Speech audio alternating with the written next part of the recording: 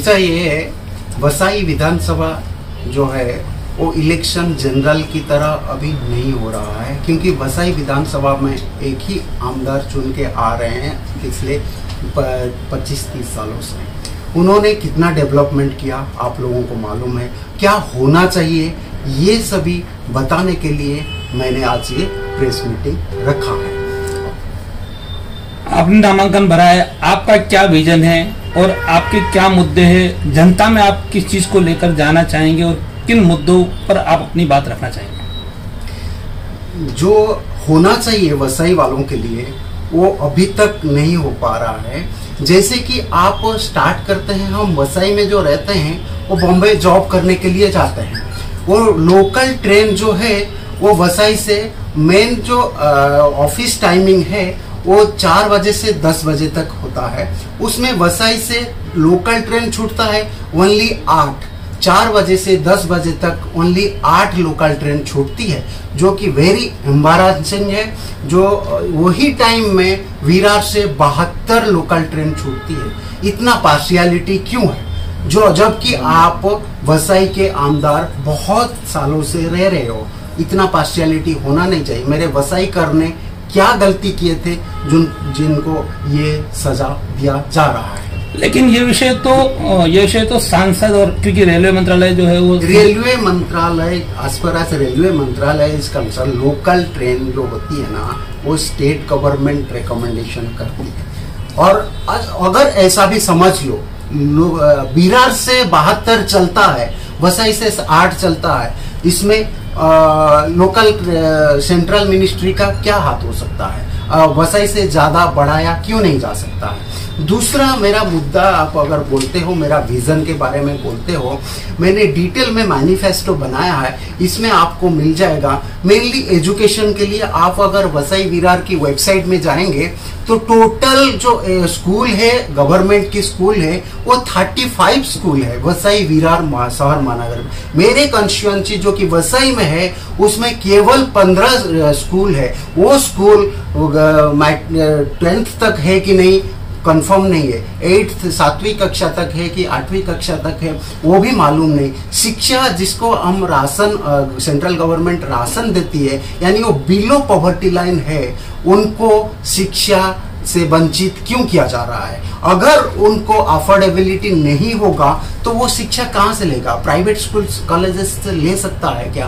अगर उनके पास पैसा नहीं है, वो डिपेंडेंट है, वो राशन लेता है, तो वो कैसे ले सकता है? दूसरा मुद्दा मेरा ये है कि जो पानी है, पानी सालों से स्कार्सिटी होता ही रहता है। जैसे जैसे समर सीजन आती है वैसे वैसे स्कार्सिटी होता रहता है। ये क्यों? एक ही बार में उसको मैनेज क्यों नहीं कर पा रहे हैं कि इतना कैपेसिटी है मेरे वसाई विरार में, 19 लाख से ज्यादा पॉपुलेशन है, उनको इतना लास्ट ईयर कंजप्शन हुआ था, इस प्रेडिक्टेबली इतना कंजप्शन होना है, उसको या तो प्रिजर्व कर देना चाहिए या तो डैम बना के उसको अवेलेबल करना चाहिए। 24/7 जो वाटर है वो फुलफिल हो सकता है। आप देखेंगे तीसरा मुद्दा है इलेक्ट्रिसिटी का।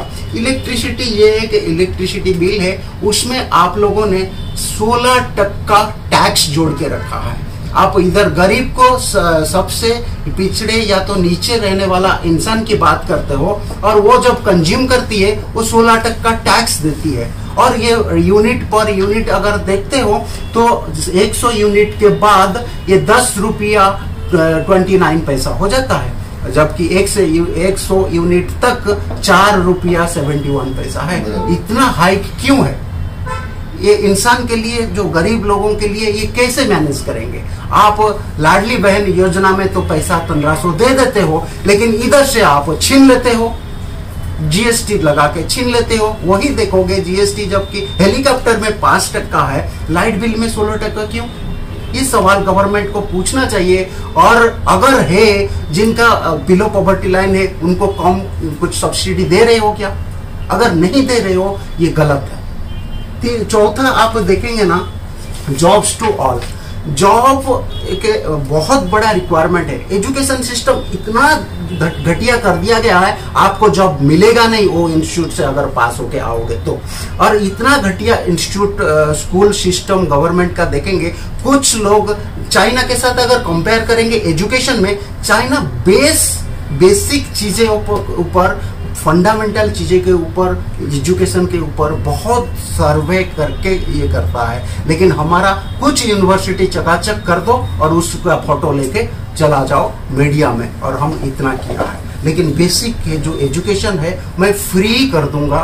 एजुकेशन जो कि या तो आप खाली एडमिशन कर लो स्कूल, आपका जो भी स्कूल है गवर्नमेंट का स्कूल में, ऑनलाइन कोचिंग में फ्री में दे दूंगा। बहुत सारा टीचर्स, जो इंस्ट्रक्टर, जो ट्यूटर है, वो चैरिटी बेसिस में पढ़ाने के लिए, आपको मालूम होगा कोविड में आप ऑनलाइन में पढ़ते थे बच्चे, वो ऑनलाइन कोचिंग दिया जाता था। वही सिस्टम मैं चालू करूंगा, जिसके पास पैसा हो या ना हो वो एजुकेशन फैसिलिटीज पा सकता है, not only for academic but also जो भी ट्रेनिंग करते हैं आईआईटी के लिए, एम्स के लिए, जी नीट, सबको लिए वो अवेलेबल रहेगा। बैंकिंग या कॉम्पिटिटिव एग्जाम, उनके लिए, सबके लिए ये सर्विस अवेलेबल रहेगा। जॉब के बाद आता है इंडस्ट्री के लिए। आपने क्या किया, वसई ईस्ट में इंडस्ट्री है, उनके लिए अभी भी जाओ, उनके फैक्ट्री तक रोड बराबर नहीं है, पानी तो मिलता ही नहीं, और बिजली का तो सिचुएशन ही छोड़ दो, 24/7 बिजली ही नहीं मिलता। एमएसएमई के लिए क्या किया, वो जॉब क्रिएट करते हैं, उनको स्ट्रेंथन करना मेरा मोटो है। उनको अगर स्ट्रेंथन किया जाए, ये जो जॉब टू ऑल का मेरा मैनिफेस्टो में, वो पूरा हो जाएगा। उसके बाद अगर आप देखते हो हमारा कोर्ट वसई विरार में 19 लाख से ज्यादा पॉपुलेशन है। कोर्ट क्या है, ब्रिटिश जमाने से आप कब से आमदार रहे हो, खासदार रहे हो, कर क्या रहे हो, आपको मालूम नहीं पड़ रहा है कि कोर्ट का इंफ्रास्ट्रक्चर बढ़ना चाहिए, कोर्ट का रेस्पॉन्सिबिलिटीज बढ़ना चाहिए। आप देखोगे कोर्ट में एक दिन में 150, 200 किसी दिन में तो 200 से भी ज्यादा केस लगती है। एक जज वो बोर्ड कैसे पास करेगा, कैसे ट्रायल करेगा, ये बहुत बड़ा मुद्दा है। कोल्ड बिल्डिंग होगा तो ज्यादा से ज्यादा जजेस आएंगे, तो डिस्पर्स जो विक्टिम है उनको न्याय मिलते मिलते 10-15 साल हो जाता है। इसी के कारण, एक पॉलिटिशियन के कारण ये सभी होने वाला नहीं है। अगर आप देखेंगे तो मेरे मैनिफेस्टो में न्यू कोर्ट के बाद आपका गवर्नमेंट स्कूल और कॉलेज, मैंने जैसे एजुकेशन मुद्दा उठाया था, ये जो गवर्नमेंट स्कूल और कॉलेज का संख्या इतना बढ़ जाएगा, कोई भी शिक्षा से वंचित नहीं हो पाएगा। करप्शन फ्री, मैं गारंटी देता हूं मेरा कॉन्स्टिट्यूशन करप्शन फ्री होके ही रहेगा। कोई भी आएगा, जैसे बैंक में काउंटर सिस्टम होता है वैसा ही कर दो ऑनलाइन। ये काउंटर में आपने अर्जी दिया, वो काउंटर में आपका डिस्पोज हो जाएगा। ये टाइम पीरियड दे दो, ये टाइम पीरियड में इसको डिस्पोज करना पड़ेगा, यस और नो में उसको रिजल्ट मिल जाएगा।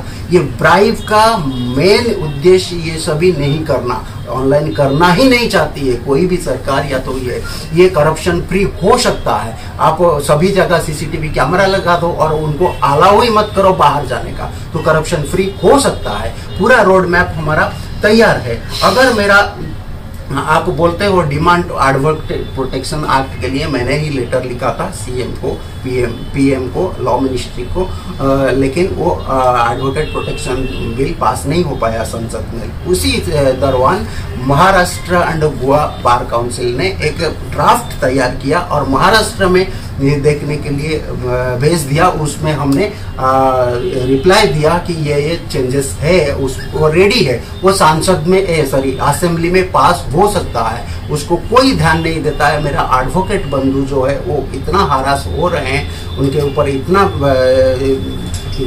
परेशानी है, उनको कोई भी सुनता नहीं और कोई भी समझता नहीं। इसके बाद अगर आप देखेंगे मेकिंग वेस्ट इंफ्रास्ट्रक्चर आपको मैं दे सकता हूं, क्योंकि करप्शन फ्री हो जाएगा तो वो आ जाएगा।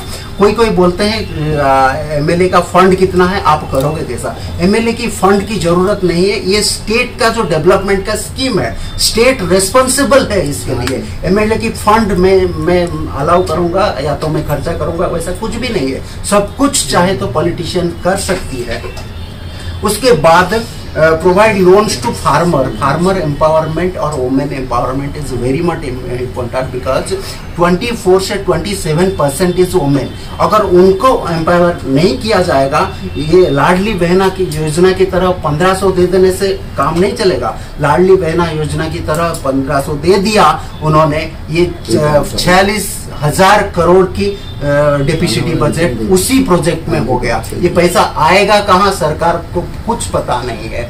लेकिन अगर वुमेन एम्पावरमेंट के लिए उनको कुछ काम दे दिया जाए, work from home for women, तो उन्होंने घर का काम करते करते कुछ काम कर लेंगे और कुछ काम करने के बाद वो कुछ कमाई कर सकते हैं। 15-20 हजार अगर वो कमा लेती है दिन भर में, तो वो अपना बच्चे के लिए और अपना बच्चे की फ्यूचर के लिए बहुत ही बड़ा कंट्रीब्यूशन होगा। ये मेरा मेन मोटो है और ये हो सकता है।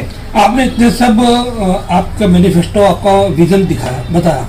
अब जो बात करें चुनावी जो माहौल है, चुनाव लड़ने के लिए एक ताकत जोड़नी होती है। अभी इस समय सभी पार्टियां बड़े बड़े प्रसार कर रही है और आप जो है आपका प्रचार कहीं पे दिखाई नहीं दे रहा, तो जनता में आप किस तरह से अपनी बात को रख पाएंगे? मैं जितना कोशिश करूंगा, जा सकता हूं जनता में। मेरा जनता अगर अपने से ही कोशिश करेंगे कि करप्शन फ्री कंस्टिट्यूएंसी चाहिए, एजुकेशन चाहिए, ट्रेन चाहिए, लाइट 24/7 चाहिए, पानी 24/7 चाहिए, वो खुद फॉरवर्ड करेंगे और खुद बनाएंगे। क्योंकि कोई भी चिंगारी जो है एक इंसान से शुरू होती है। वो मैं मेरा वोटर और मेरा पब्लिक पे छोड़ता हूँ। आप कैसे चुन के मुझे देते हो, वो आप पे मैं ये रिस्पॉन्सिबिलिटी डालता हूँ। मेरे पास ना पैसा है, ना मैन पावर है। मैं आपके पास जा सकता हूँ, इतना मैन पावर लेके मैं आप पे छोड़ता हूँ। आप लोग इसको सर्कुलेट करिए और ज़्यादा से ज़्यादा मुझे वोट दिलाइए। मीडिया के इस पूरे आज की प्रेस कॉन्फ्रेंस में आप अपने वोटर से क्या निवेदन करना चाहेंगे? वोटर से यही निवेदन करूं कि आप लोग सब ये सरकार को देख चुके हैं, परख चुके हैं। अगर परिवर्तन के लिए एक पार्टी छोड़ के दूसरा पार्टी को देते हो, मैं इसका फायदा और नुकसान बना देता हूं। सपोज आप आघाड़ी छोड़ के, ये सिटी वाले छोड़ के बीजेपी को देते हो। बीजेपी का तो सांसद है, क्या कर लेता है? कुछ भी नहीं कर पाता है। वो सांसद तो पहले से बहुत सालों से है, बसाई तो उनके अंडर में आते हैं। क्या डेवलपमेंट हुआ है? मैंने जितना जितना बोला उतना हुआ क्या? हम 2024 में बैठे हैं। अगर आप वोटर हो, आपके पास बहुत सारा राइट्स है। अगर आप ही नहीं पहचानोगे इन लोगों को, तो कौन पहचानेगा? वैसे ही बना के छोड़ेंगे ये। इसीलिए मैं बोलता हूँ, मैं वसई कर हूँ, इधर वसई में रहता हूँ। वसई वेस्ट बस डिपो के पास मेरा ऑफिस है। आप मिलना चाहिए तो आ सकते हो, लेकिन उनको मिलना चाहिए तो कितना पापड़ बेलना पड़ेगा आपको मालूम है। तो इसलिए आपकी तरह हूँ मैं, एक वोटर की तरह हूँ मैं। इसलिए मेरा रिक्वेस्ट रहेगा आपको, मुझे पेन की नींव से वोट बटन दबा के मुझे ज़्यादा से ज़्यादा मत देके विजयी करिए और मैं आपके सेवा में लगा रहा हूँ और लगा रहूँगा।